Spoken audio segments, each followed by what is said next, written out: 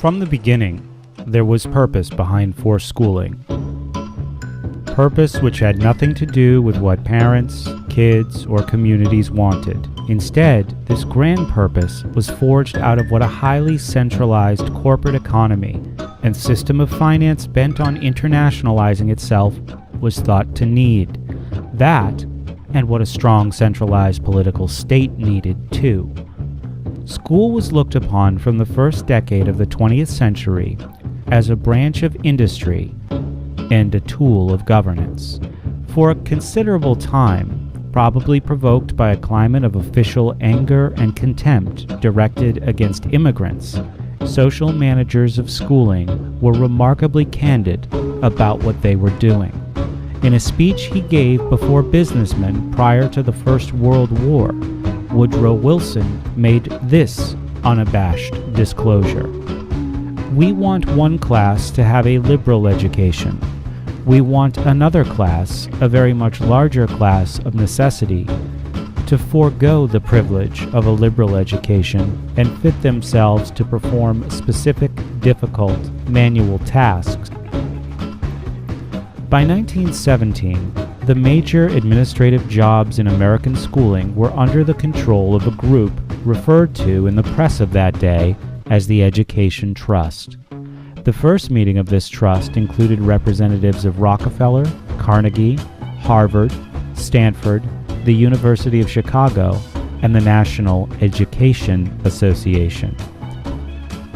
The chief end, wrote Benjamin Kidd in 1918, was to, quote, impose on the young the ideal of subordination. At first, the primary target was the tradition of independent livelihoods in America. Unless Yankee entrepreneurialism could be extinguished, at least among the common population, the immense capital investments that mass production industry required for equipment weren't conceivably justifiable.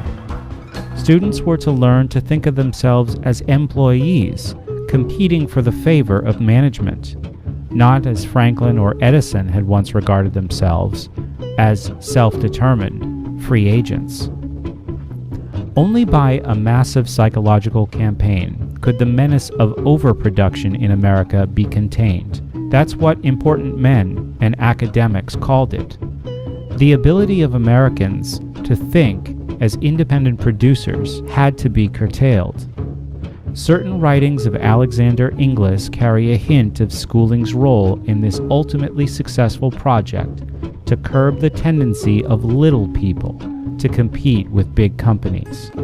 From 1880 to 1930, overproduction became a controlling metaphor among the managerial classes, and this idea would have a profound influence on the development of mass schooling.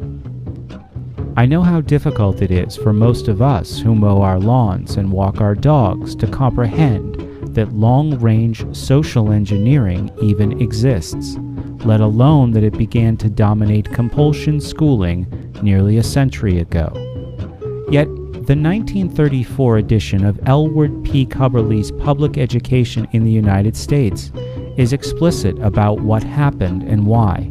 It has come to be desirable that children should not engage in productive labor. On the contrary, all recent thinking is opposed to their doing so. Both the interests of organized labor and the interest of the nation have set against child labor. The statement occurs in a section of public education called A New Lengthening of the Period of Dependence, in which Cubberley explains that the coming of the factory system has made extended childhood necessary by depriving children of training and education that farm and village life once gave. With the breakdown of home and village industries, the passing of chores, and the extinction of the apprenticeship system by large-scale production with its extreme division of labor, an army of workers has arisen, said Cubberley, who know nothing. Furthermore, modern industry needs such workers.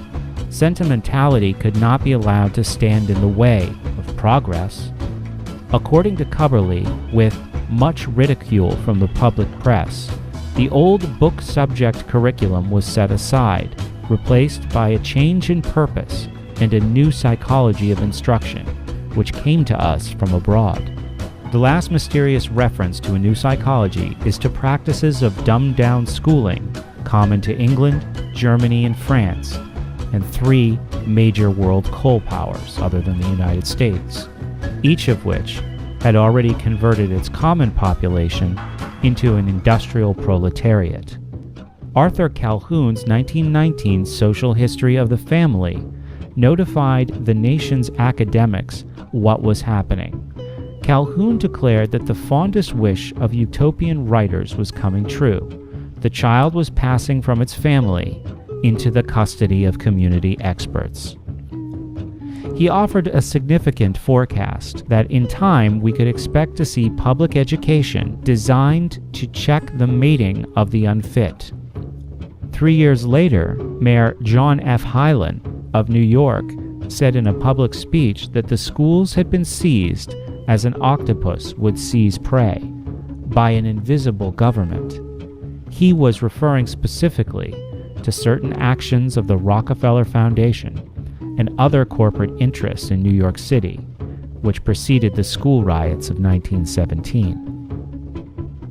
The 1920s were a boom period for forced schooling, as well as for the stock market. In 1928, a well-regarded volume called A Social Psychology of Education claimed, "It is the business of teachers to run not merely the schools but the world."